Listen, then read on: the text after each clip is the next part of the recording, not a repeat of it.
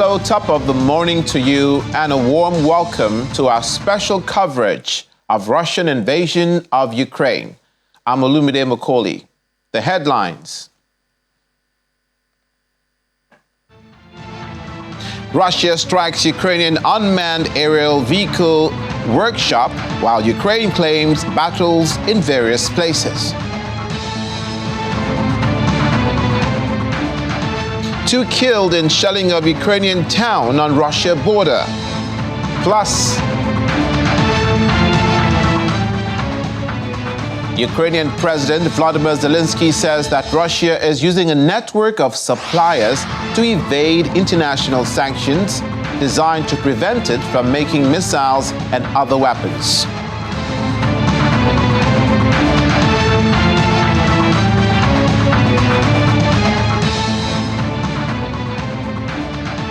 Thank you for joining us this morning. Russia said it had launched attacks on multiple fronts and destroyed Ukrainian military equipment and facilities, while Ukraine claimed fierce fights in many directions. According to the Russian Defense Ministry, the armed forces of the Russian Federation continued their military operations in multiple directions, including areas such as Krasny, Liman, and Donetsk.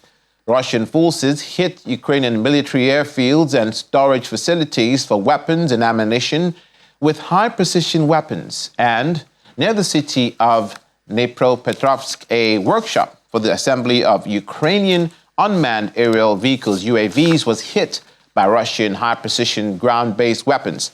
The ministry adds that Russian air defense systems intercepted a Storm Shadow crude missile, that is a Topka U missile, and multiple rocket shells. On the same day, the General Staff of the Ukrainian Armed Forces said the Ukrainian Armed Forces conducted about 23 fights with the Russian troops in the direction of Luhansk and Donetsk. Parts of Ukraine have been hit by Russian shells and missiles. The Ukrainian Air Force launched multiple attacks on Russian military personnel and equipment, assembly points, and shot down 1 Russian drone. Ukrainian missile and artillery forces also carried out strikes on Russian military equipment, assembly points, ammunition depots, and other targets. At least 2 people have been killed in shelling. That's according to Ukrainian authorities in Vovchansk, a town on the border with Russia and close to where Russian partisans say they'd captured several Russian soldiers during a cross-border raid. Residents said 2 women were killed when shells exploded in front of their homes. There were pools of blood on the ground. A pro-Ukraine group of Russian partisans said it had captured several soldiers during a cross-border raid into southern Russia and would hand them over to Ukrainian authorities. The Russian Volunteer Corps made the claim in a video statement released on Telegram in the wake of a raid into the Russian region of Belgorod. The group, along with fighters from the Freedom of Russia Legion, have claimed responsibility for a spate of attacks inside Russian territory, including last week when Moscow said 2 civilians were killed during fighting.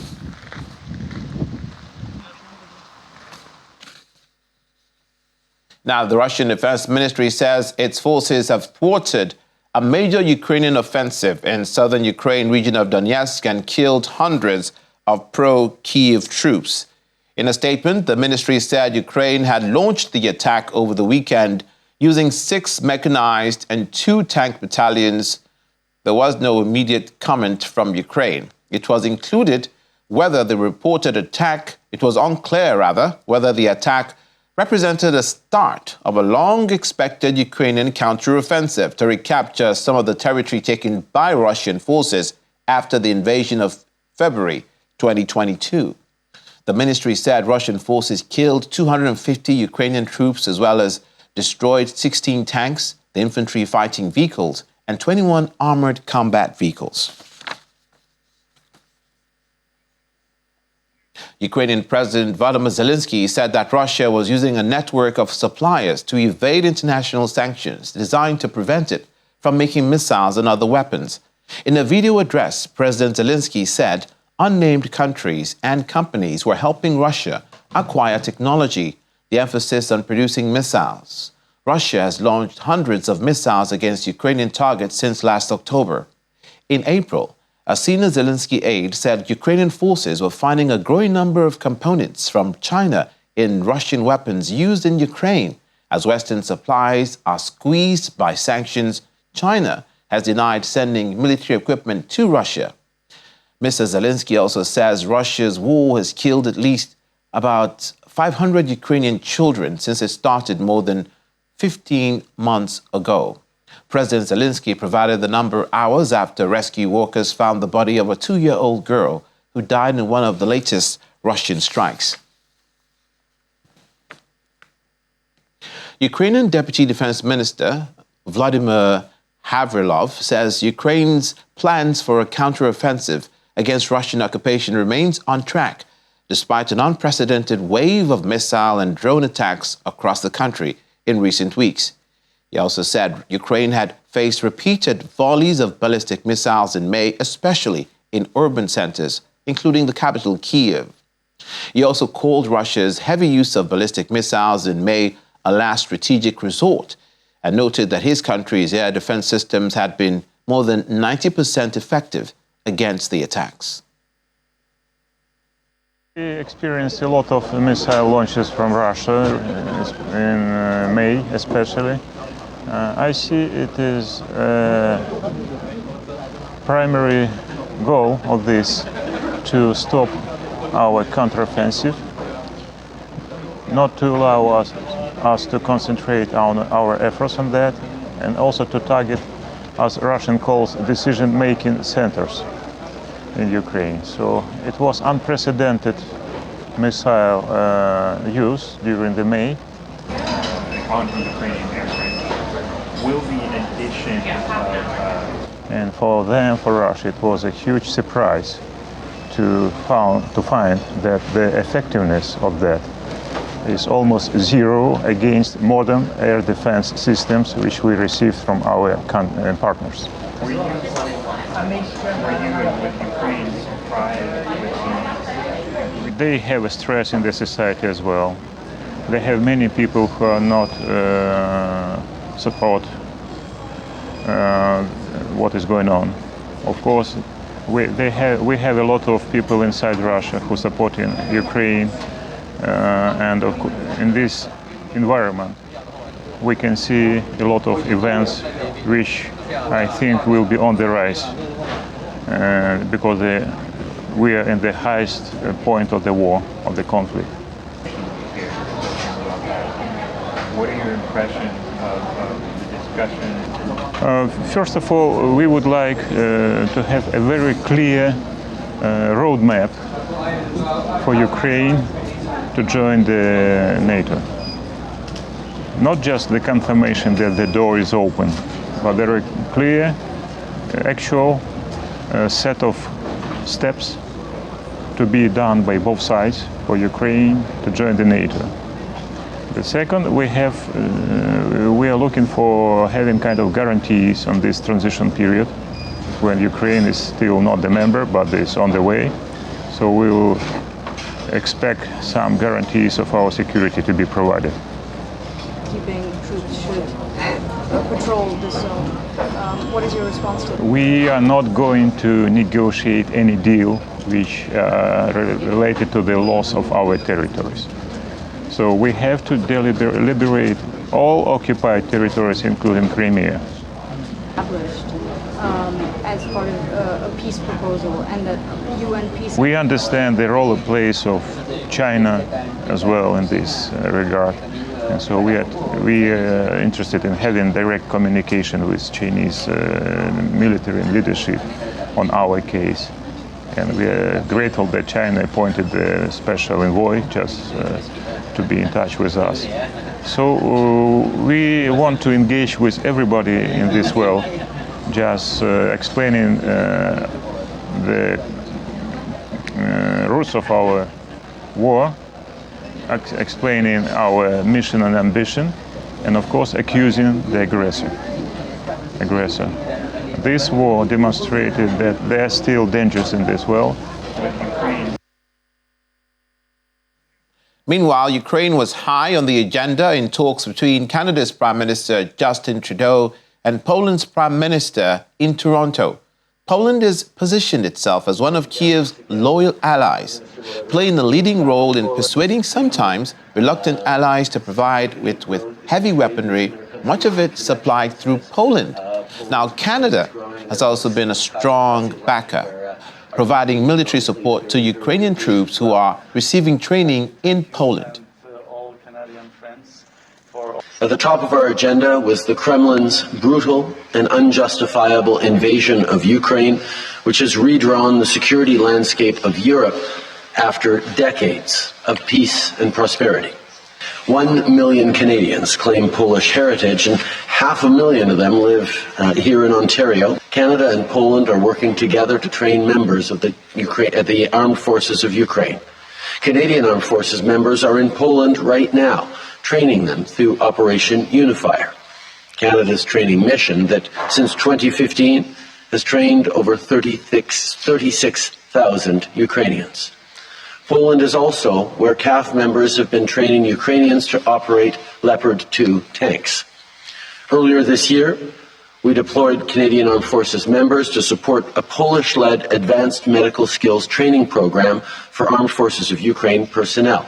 And just last week, we deployed more CAF trainers as part of a new round of military support to Ukraine. Over the past year and a half, the world has become sharply polarized, and Russia has contributed to this enormously. And in that context, it's worth emphasizing that transatlantic cooperation has assumed the importance it has had during the Cold War.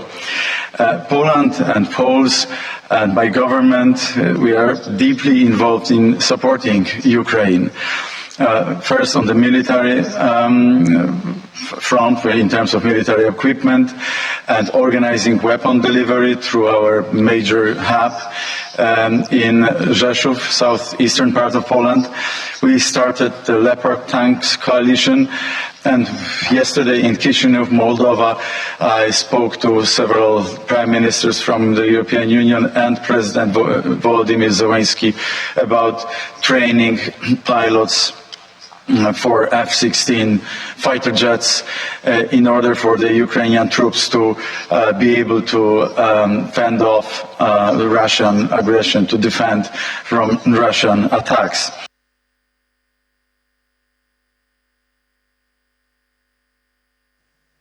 Poland Prime Minister Mateusz Morawiecki, just before him, Canada Prime Minister Justin Trudeau. We'd like to talk to security expert Mr. Chidi Nwanu, who joins us virtually from London. It's good to have you with us this morning. Thank you for being here. Good morning. Thank you for having me. One of the advantages of being on the sidelines and being in a country not directly involved in this conflict is objectivity and impartiality. Now, I know, and everyone knows, how deeply offensive and how deeply offended Ukrainian people and its allies are that a sovereign territory will be invaded by another nation. And not just invaded, territory taken from that nation.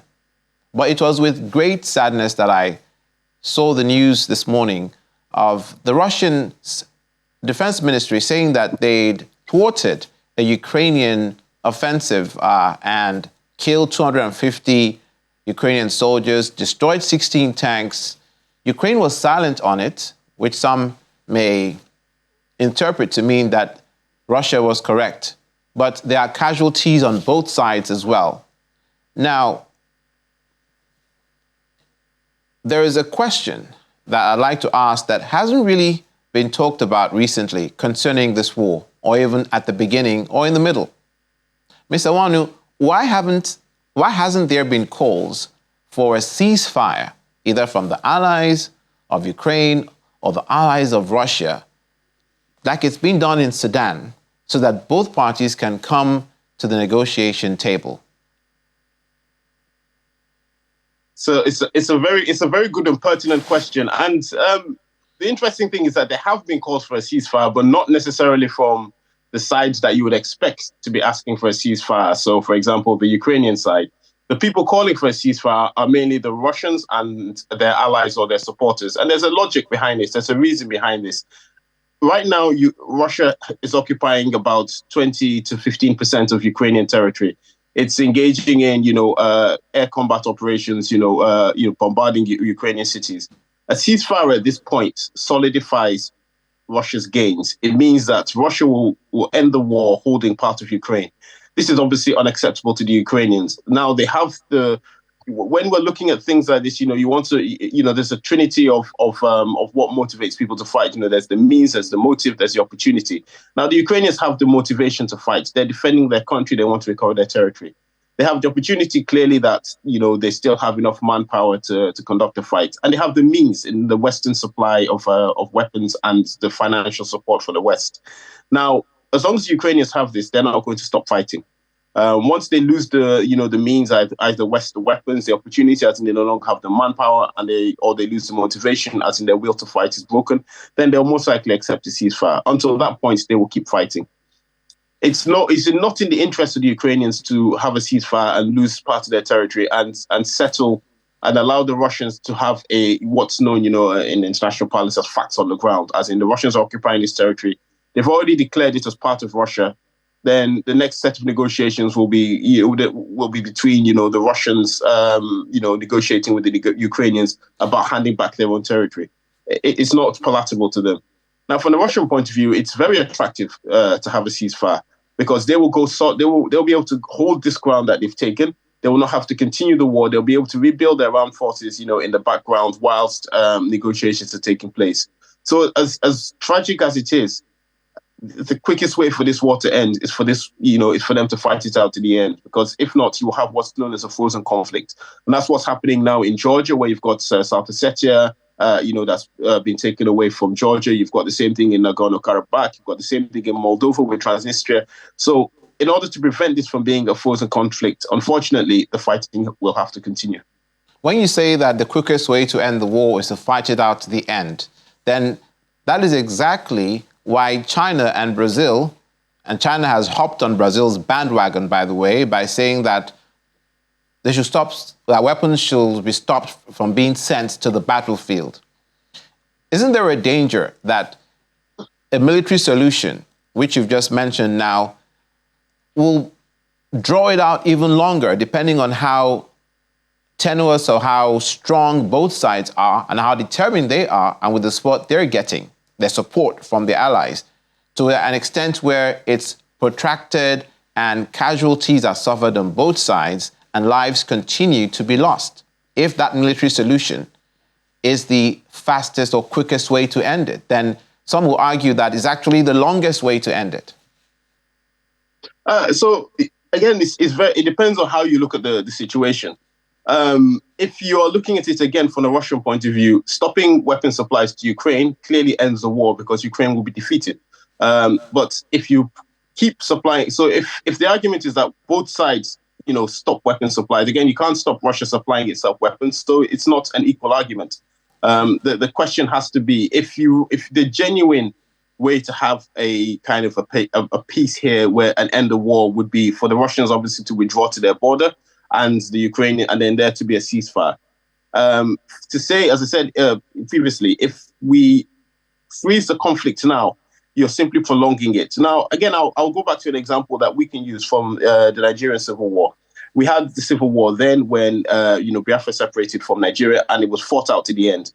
Now, there was a period between 69 and 70 when the Nigerian forces or the federal forces were not advancing. They were stuck. The Biafran forces were quite worn down, but they were resisting, as best they could. And there were a lot of talk. There was a lot of talk then about a peace deal and all of that kind of stuff.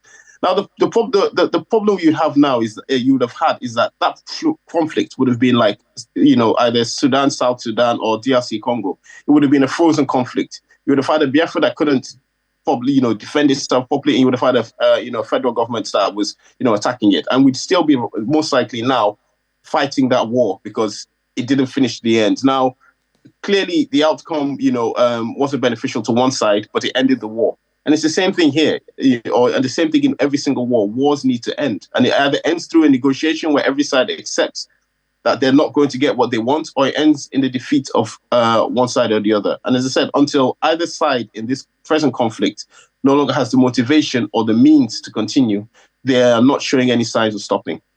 Perfectly understood. Now, it seems from the onset, the cards have been stacked against Ukraine.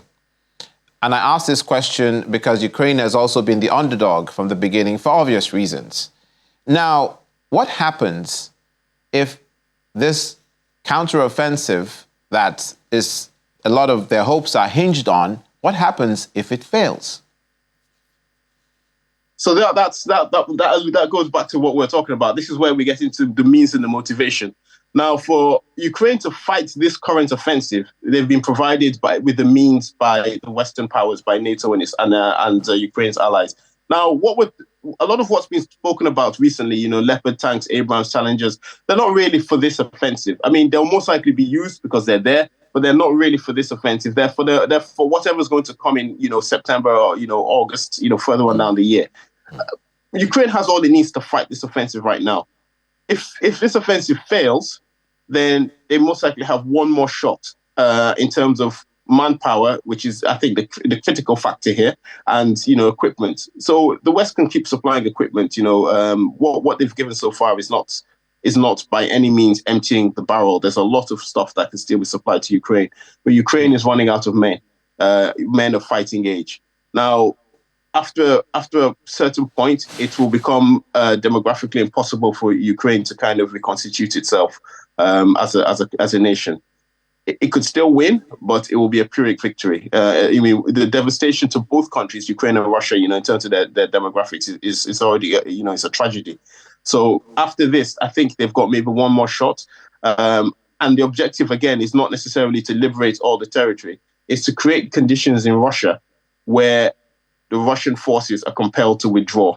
Now, you can see a lot of that happening now. Now, I'm of a different opinion to many analysts. I believe the counteroffensive has started.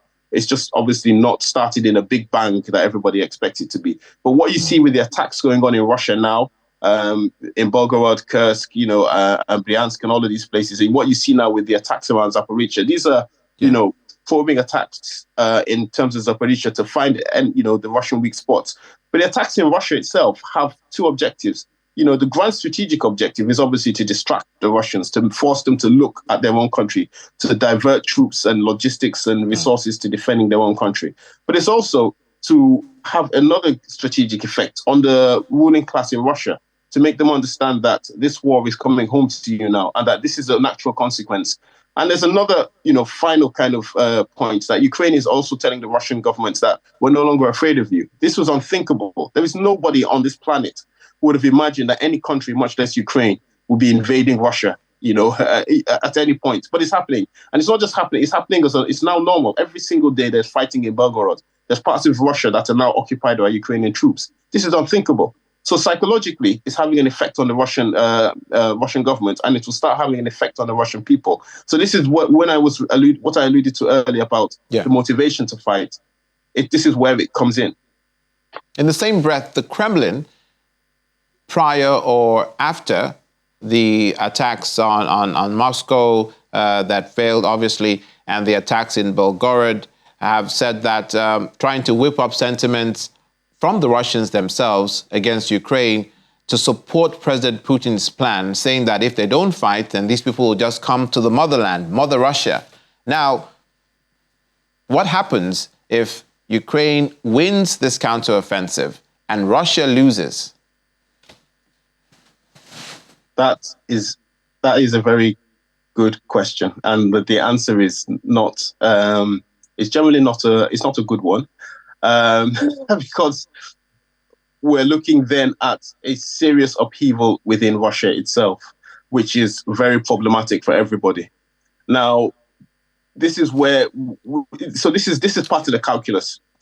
As I said, militarily, Ukraine most likely does not have the resources to completely liberate all its territory. So it needs to impose upon Russia, an incentive to withdraw its troops. Now, that incentive is going to be a battlefield defeat, so most likely a defeat around Zaporizhzhia, an attack on Crimea, and as well as the attacks into Belgorod. All of this put together puts pressure on the Russians to find peace quickly before the situation collapses. cities. Now, if you look at Russian history, revolutions in Russia always come, or most times come after a great military defeat. The first Russian Revolution was during the first of the 20th century was during the Russo-Japanese War. Immediately, the Japanese, again, a similar situation, a second-rate power fighting a first world power. The Russians went in thinking they would defeat Japanese easily. The Japanese defeated them on land, defeated them on sea. Troops came back and revolted against the Russian Empire. That revolt was put down. About 10 or 12 years later, during the during the First World War in 1917, the Russians were defeated by the Germans at the front. Troops came back, they revolted, and then overthrew the Russian Empire, and that's when the communist government came in. This is the big problem for Russia. It's not a defeat by Ukraine. Ukraine is never going to conquer, Moscow. It's creating the conditions where those troops have to be pulled back because there is no longer security within Russia itself.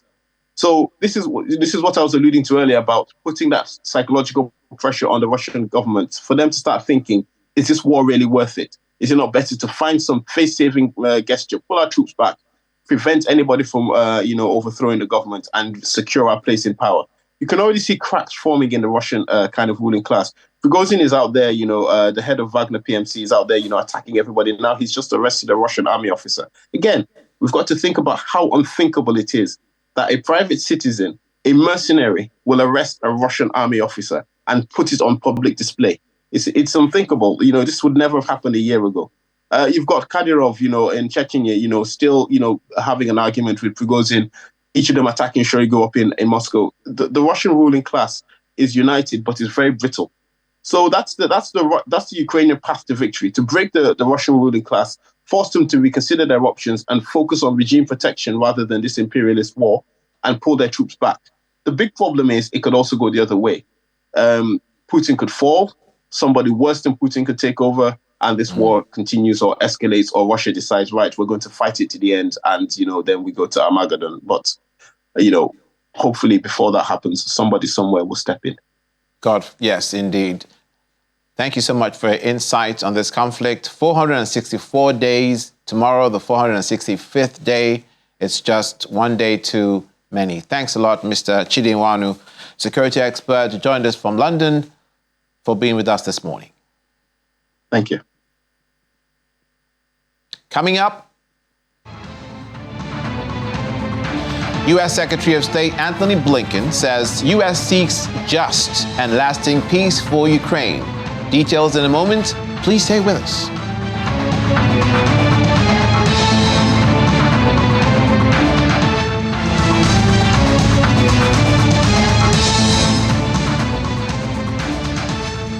Thank you for staying with us, and welcome to our second half of the Russian invasion of Ukraine. U.S. Secretary of State Anthony Blinken says the United States is working with Ukraine and other allies to build consensus around the core elements of a just and lasting peace to end the war with Russia. Speaking during a visit to Finland, the newest member of the NATO alliance, he said Washington will also encourage initiative by other countries to end the conflict as long as they uphold the United Nations Charter and Ukraine's sovereignty, territorial integrity, and independence.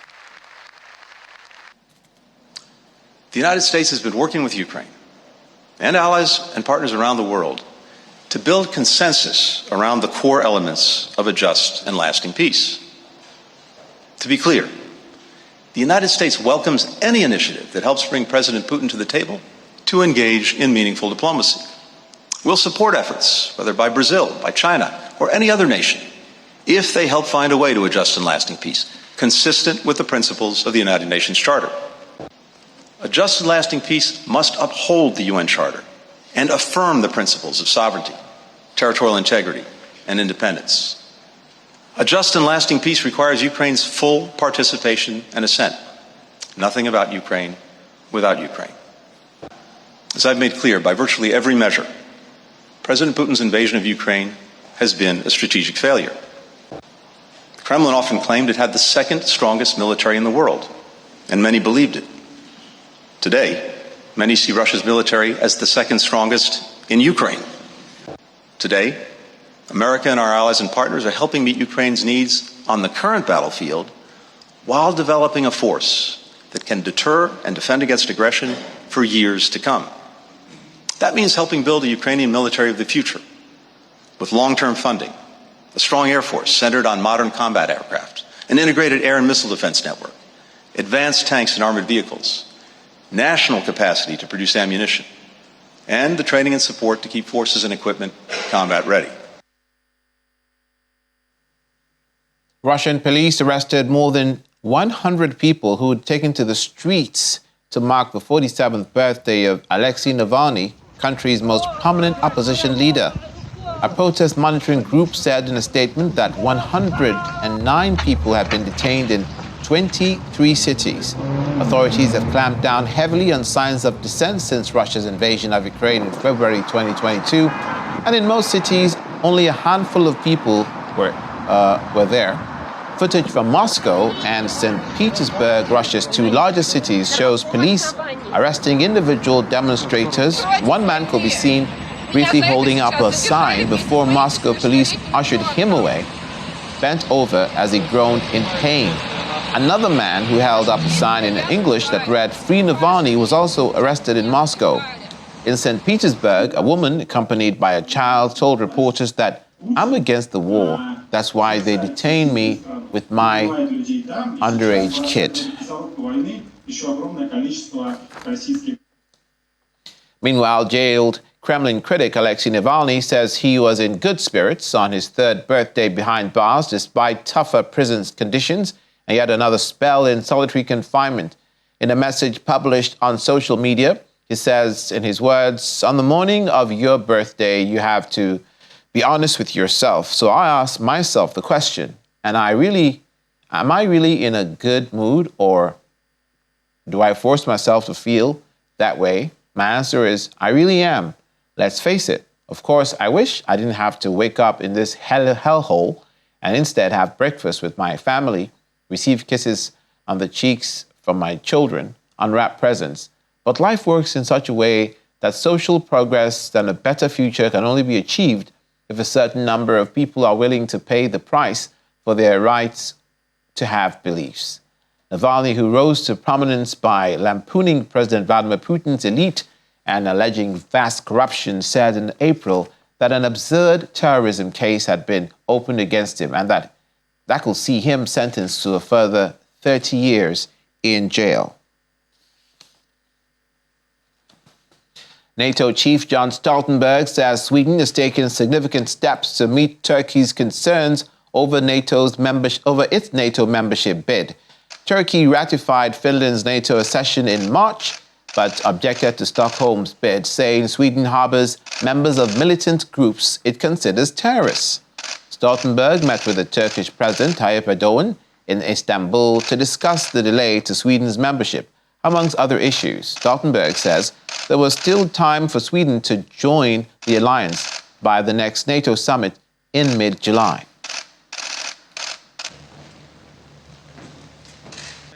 In my meeting with President Erdogan, I congratulated him on his re-election and on the high turnout among the Turkish people. President Erdogan and I discussed a range of issues that will be on the agenda for next month's NATO summit in Vilnius. We addressed NATO's strong support to Ukraine, work to further bolster deterrence and defense, and support to Ukraine, and the importance of our presence in Kosovo, and not least the fight against terrorism in all its forms and manifestations. We also discussed Sweden's bid for NATO membership. Turkey has legitimate security concerns. No other ally has faced more terrorist attacks. Sweden has taken significant concrete steps to meet Turkey's concerns. This includes amending the Swedish constitution, ending its arms embargo, and stepping up counter-terrorism cooperation, including against the PKK. Important new terrorism legislation has come into force just a few days ago.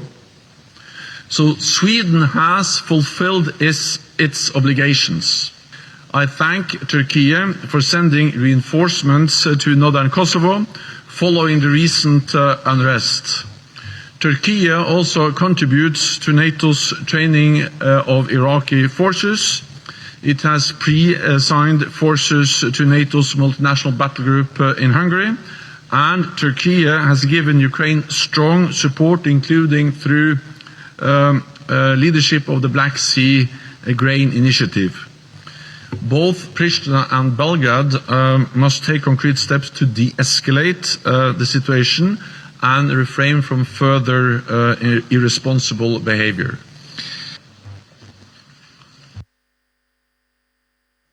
Now let's talk to Dr. Michael Ogu, Senior Lecturer, Department of Political Science and Public Administration, Babcock University.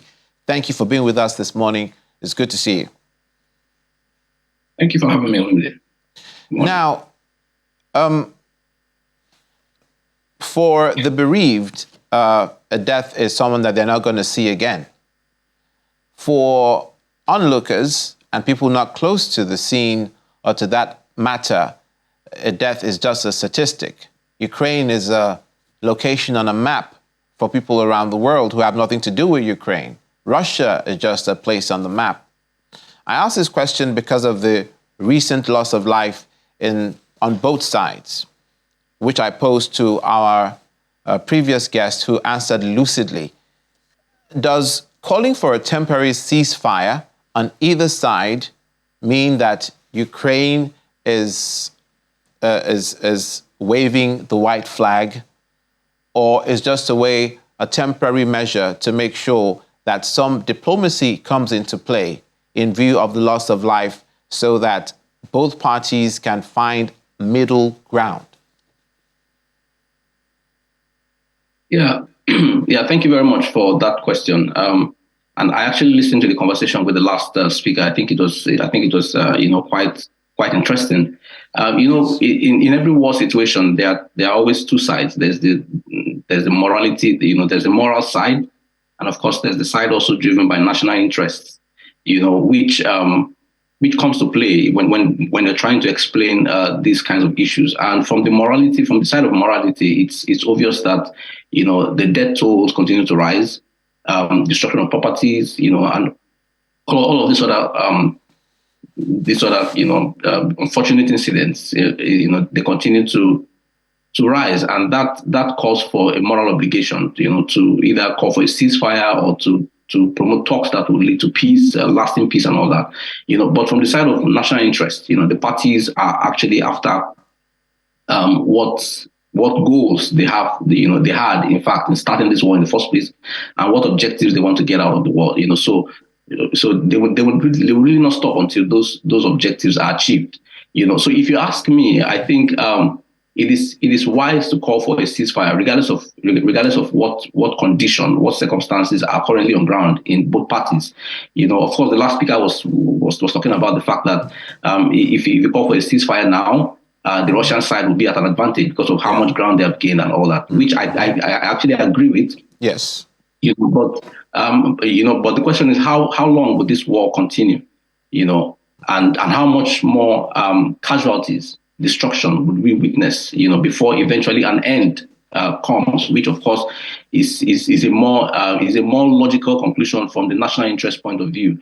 But who is actually going to be losing? And who's actually going to win? I mean, the individuals whose lives have been lost, those who have been displaced, almost 17 million people, if my statistics is right, or thereabout, have been displaced since this war started 15 months ago. So these are the real victims. These are the real victims which we should be putting in perspective in terms of trying to talk about these issues and see an end to this war. So I think that it is wise, to call for a ceasefire by whatever means, and of course. The U.S. Secretary of State has made it clear that any kind of ceasefire or peace talks that will be done has to be done within the ambit of the provisions of the United Nations, which of course guarantees the sovereignty of Ukraine.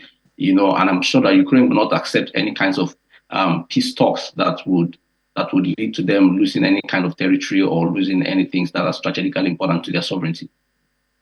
So then, where does the rubber meet the road for this for this mediation to happen, because Ukraine, we saw the defense ministry spokesperson official for Ukraine saying that, he went as far as saying that, look, we want Crimea back. You know what I'm saying? So his totally, so the hardline position of Ukraine is lucid, it's crystal clear. But China's envoy has said that, look, Brazil have said this before, and if you stop supplying weapons to the battlefield, then maybe things can be better. But that's the same China who are being accused of surreptitiously supplying weapons to Russia or helping Russia in their efforts. So where do we go from here? Yeah, that's a very critical question, actually. Because of course, like the defense minister deputy defense minister of Ukraine said, pointing back to Crimea, which was annexed 2014, that they want that territory back. So it is actually, and I think that Ukraine has become more bold in their quests, because of all the support that they are getting.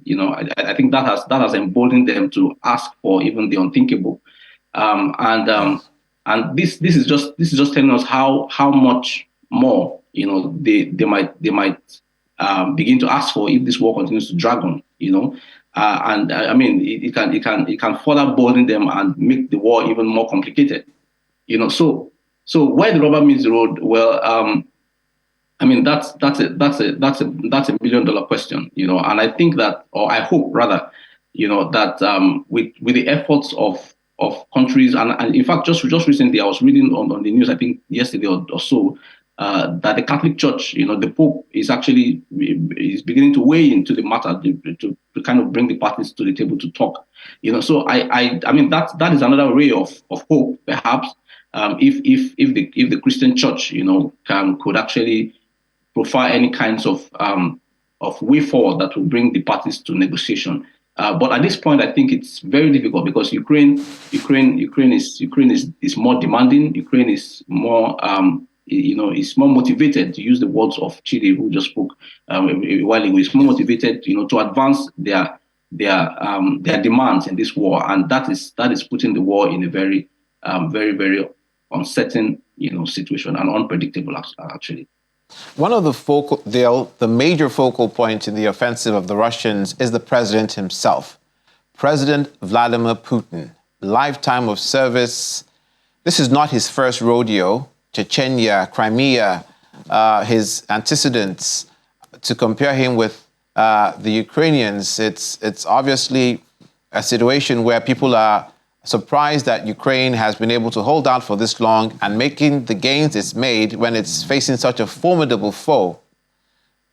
What do you think can ever convince President Putin to withdraw his forces from Ukraine? Well, Putin is actually a very interesting character, and his personality, is also an interesting part of analyzing the whole Russian invasion. The personality of Putin and the role that personality had to play in beginning the invasion in the first place and dragging it this long. But just like the Secretary of State of the US was saying, the Russian military prided itself as the second most powerful military in the world before the invasion started. But now, that claim is questionable. So I actually think that Putin needs to come to a realization that that this war has not turned out as he expected, and certainly, obviously, that it has not turned out as Putin expected it to turn out. Because of course, the Ukrainian side continues to get overwhelming support, from the West and its allies, and that is putting the Russian side in a very precarious situation. And even the machinery that Russia, Russia has enlisted, are beginning to turn now against Russian soldiers themselves. So it just appears that Russia, has gotten a lot of things wrong in their calculation in prosecuting this war. So I think that Putin also has to go back to that personality and come to a moment of truth. To say, where do we go from here? This is where we are now. how do we put this, bring this war to an end before the matters get out of hand or become more complicated? Because, of course, as attacks have continued to happen within the Russian territory now, it is obvious that if care is not taken, those attacks can spiral out of control, and that would be, that would pose a direct threat to the regime in Russia. And of course, Putin, might actually have to lose all of it if care is not taken. Thank you so much for your perspective and insight, Dr. Michael Ogu, Senior Lecturer, Department of Political Science and Public Administration, Babcock University, for being with us this morning. Much appreciated.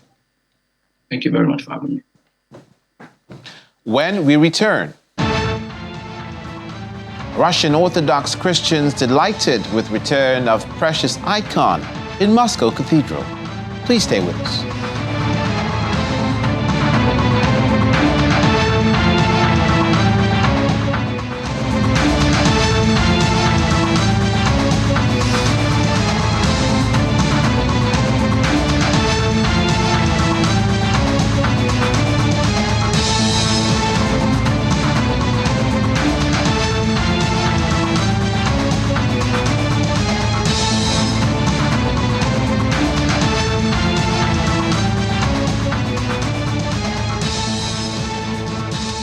Welcome back to our special coverage of Russian invasion of Ukraine. The conflict is affecting the business world, and the business world affects the conflict in various ways. Our correspondent, Laddie Williams, business correspondent, is with me in the studio. Good morning. This morning. Laddie, good morning.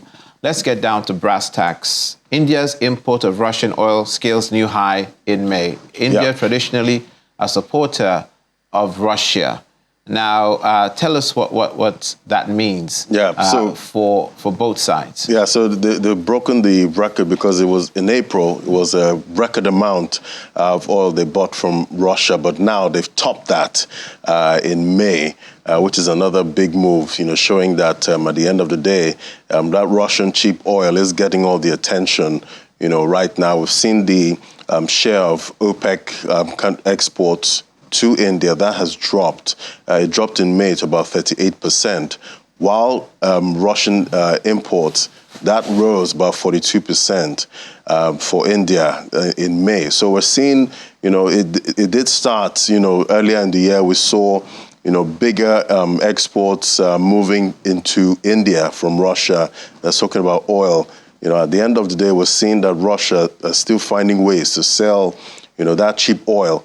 Even though we've seen the sanctions, on Russian oil, from Europe and its allies, and we've also seen that price cap on Russian oil, about $60, price cap, which, they've been able to, bypass because they have countries like China and India, still buying their oil. So at the end of the day, we're seeing, Russia still able to fund this war with the funds they're getting, from selling oil to countries like, China and Russia. So at the end of the day, this is impacting the sanctions, making the sanctions, less effective. We know what Europe is trying to achieve at this point with their allies. They're trying to see how they can defund Russia, cut them out from all their commodity exports. We see what they're making from rough gold, rough diamonds. The last one, we saw that they were still getting, a lot of rough diamonds into India. So India is still profiting a lot from, this war at the end of the day. And we're seeing this happen with, their top commodity exports, like we're seeing with oil now. And we've seen oil is getting a lot of attention even this morning. We're seeing prices kind of rising, this morning because we're seeing that Saudi Arabia looking at cutting output. And we know they've been hounding, the investors in the markets are trying to short, the oil market because they believe that the oil prices, the shorters are having a field day because prices have been tending downward. Okay. So we did see the Saudi oil minister did say that they will start ouching at some point. That's the shorters because they're going to. He believes that oil is still going to rise at some point. Yeah, when he says ouch, meaning they'll feel the pain. Because when you place a bet that price is going to go down and the prices go up, you lose money. So that's why he sees that they've been making profit from that. So we're seeing that oil market quite volatile right now, but prices are up at this moment. You also mentioned here Russia Rosbank using crypto for cross-border transactions. Yeah, that's called the heavy sanctions on Russia's financial system. They've been cut out, from using, SWIFT and all those global money transfer platforms. So that now they're looking for every other avenue to use to get those transactions sorted. So we're seeing them, turn to crypto, even though their stance on crypto is a bit shaky. We've seen the Central Bank of Russia, support banning, Bitcoin mining in Russia.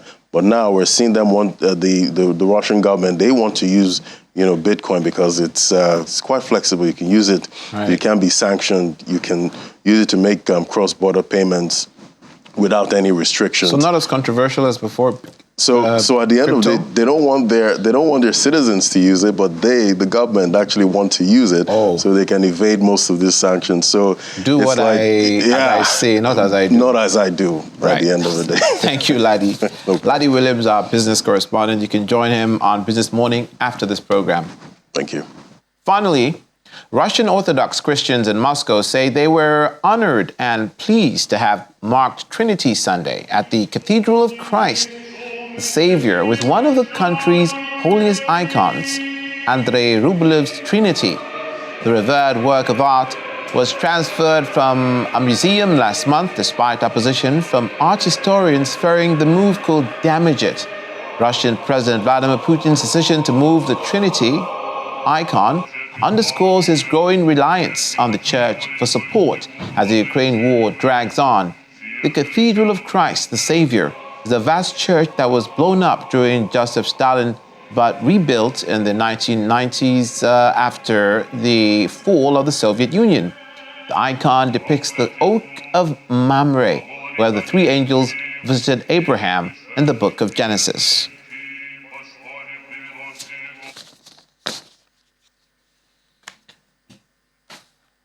And that's it for today's special edition of Russian Invasion of Ukraine. I'm Olumide Macaulay. Thank you for watching. Thank you to our guests for contributing. See you again tomorrow.